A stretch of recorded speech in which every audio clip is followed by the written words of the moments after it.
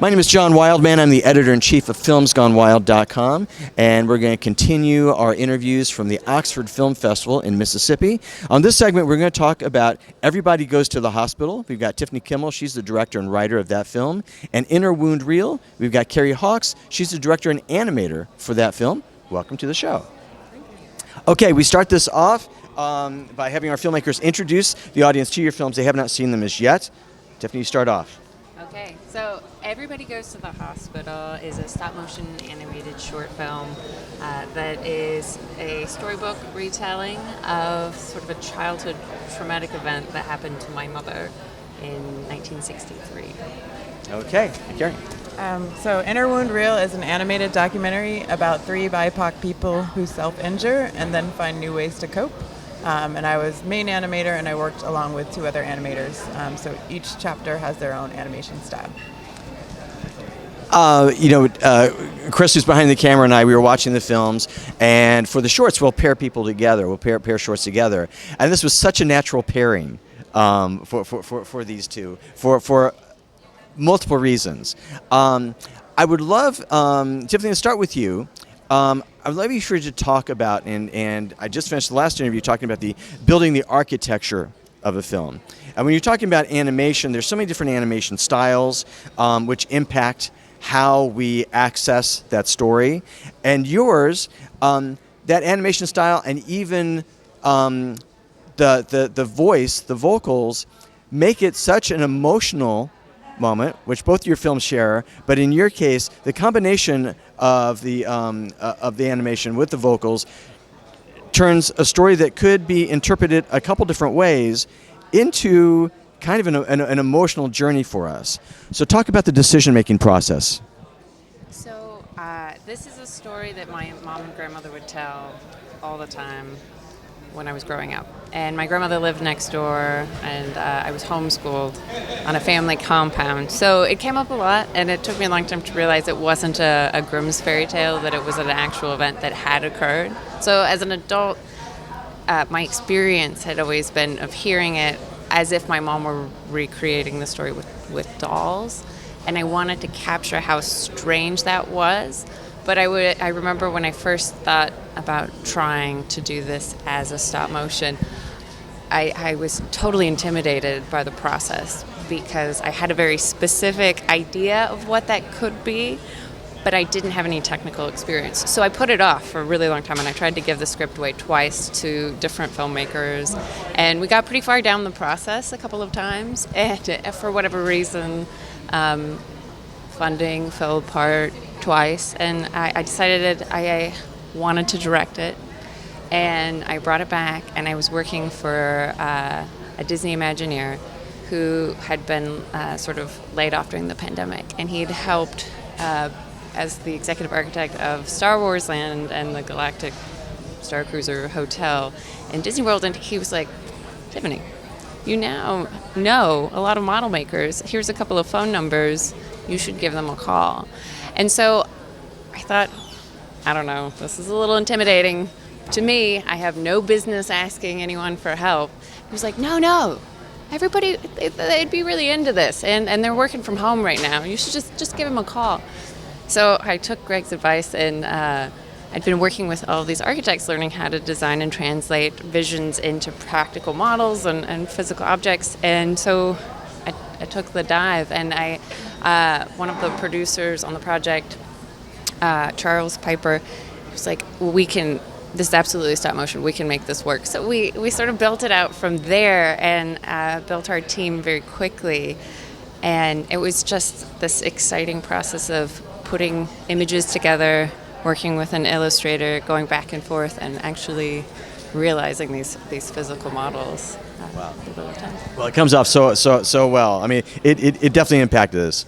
All right, so Carrie, you're dealing with the subject that documentaries have dealt with, TV news programs have dealt with. We've seen this approach from a lot of different angles, and I was so impressed by your approach to it, how it gave a different kind of access to the people that you're talking about. And I would love for you to talk about the framing of each one to make sure that it didn't just blend into one morass and that we had three distinct journeys that we're looking at? Yeah, so I did several interviews and then kind of picked three stories that were different enough from each other. So even in the content of the stories, because you hear the live interviews with the people, so that they had different things to offer content-wise.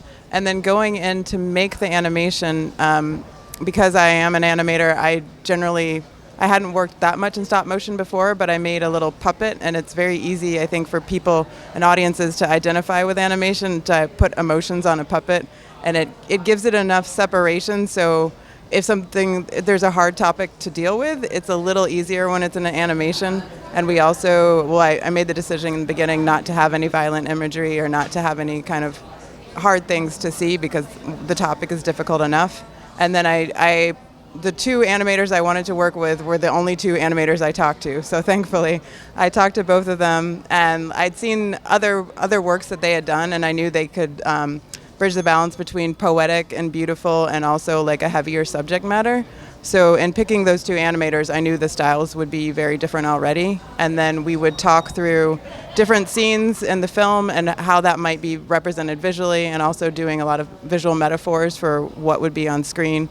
And the last part of the film, the participant is a tattoo artist, so there's a lot of like beautiful colors in that, and I wanted to end with something that's like very vibrant talking about care, and so it kind of ends with this nice hug. So it gives them all their unique flair while staying true to their stories. You kind of led into the next question I had for both of you, which is, when I talk to animators and when I talk to filmmakers who have made animated films, I love, because it obviously is it's filmmaking is a visual medium, but animation is like the height of that is pinpointing a moment or an image that you both were particularly very happy with. Because as filmmakers, we're never satisfied, and we always want to tinker, and we're always like going, no, it's just not quite. And so that rare moment where you go,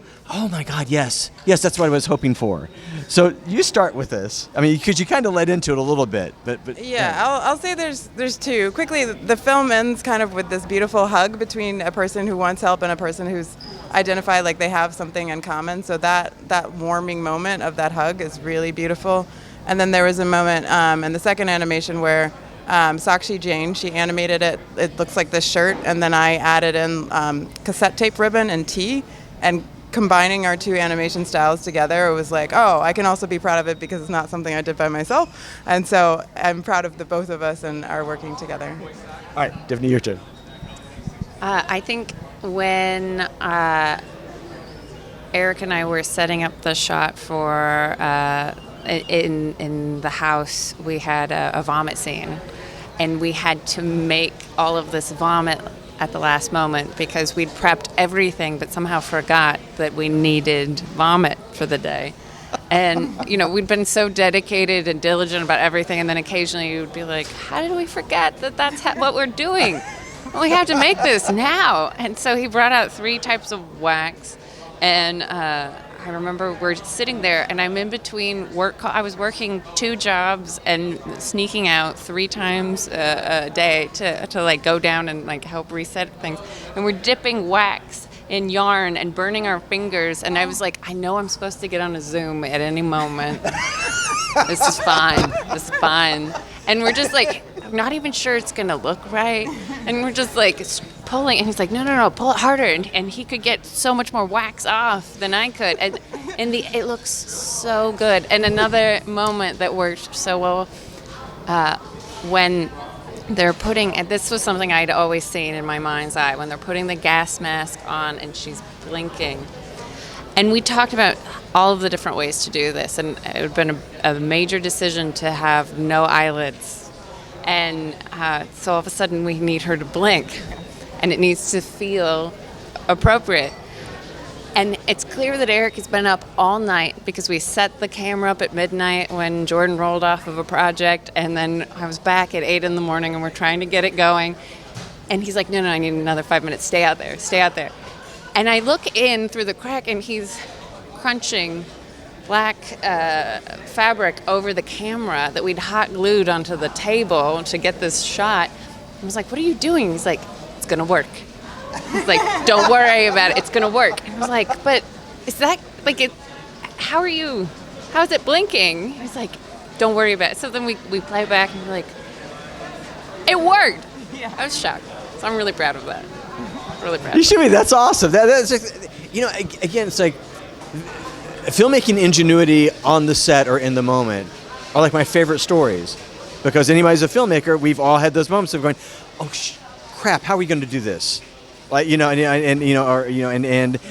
oftentimes those turn into our most creative moments of like going, that's, that I guess that kind of why I get the whole punch card to get the free Subway, because I figured something out as a filmmaker to do the thing. That's very cool.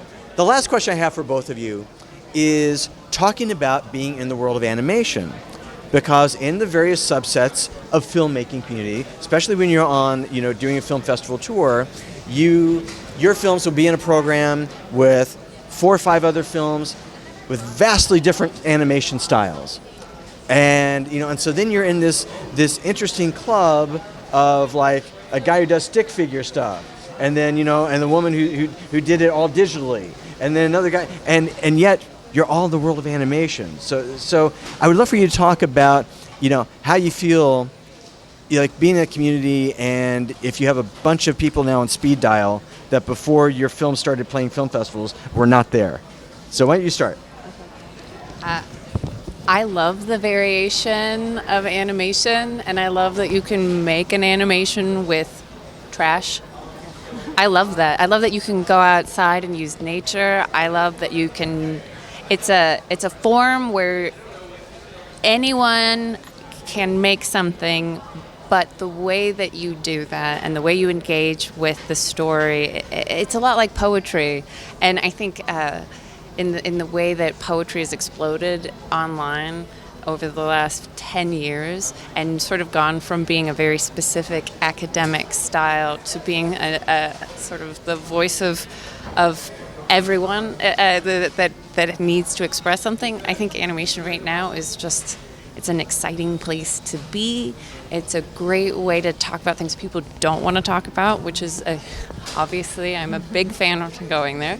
And it's a way to like almost trick people. And I say this knowing that I'm not trying to trick people into talking about their feelings, but it's difficult to get people to want to talk about hard truths. And sometimes we can use things like very cute puppets to draw people into a subject they might not want to discuss that's just sitting there, and that everyone has a way into that world, a family member or themselves, and it doesn't have to be that specific thing. So I don't know. That's my feeling. Carrie, that's a great lead-in for you now. Yeah, I definitely want to trick people into coming in and seeing a film. It's like, oh, did you wake up wanting to talk about self-injury? Some people, but often not as much. And it's great even because in my film, because I'm using other people's stories, it allows like a separation. So their stories are there, but their faces aren't, their last names aren't. They can still walk down the street and nobody needs to know this about them. So it allows for some anonymity, and it also allows people to open up because they don't need to worry about like being picked out on the street or the sidewalk for this. And yeah, animation is like my favorite type of filmmaking. So because it's all very different and it's all vast styles, I would say sometimes they put an animated block together and the journey is so vast because it's not like, oh, all comedies or all narratives. It's very different, and so you get exposed to a lot of different things, which is amazing. And then when I go to a festival, I want to see all the animation. So when they put it conveniently together in one block, I get to see most of what I want to see and then check out other things too. And the other 2 animators that I worked with in this project, I met at film screenings or through film festivals. So it's great because there's a lot of animation is time at home, sometimes with other people, sometimes by yourself. And then you get to come together and like meet people in real life, which is really I oftentimes amazing. talk to filmmakers about the concrete benefits of the film festival. And and originally when I first started asking a question, I always thought, well, give me the check to make the next damn picture. And every single one would say, no, that's never going to happen. I said, but Put me in the room with the other filmmakers. Yeah. Put me in that room, and that's where I will get that benefit. Exactly what you're saying. I'll hire them. They'll hire me. They'll be a resource for me. I'll be a resource for them. Thank you for proving me right. Okay, we've been talking about a couple animated films, Inner Wound Reel with Carrie Hawks. She's a director and animator on that film. Everybody Goes to the Hospital, Tiffany Kimmel, director, screenwriter, and maker of Animated Vomit. So thank you both for talking to us. Thank you so much.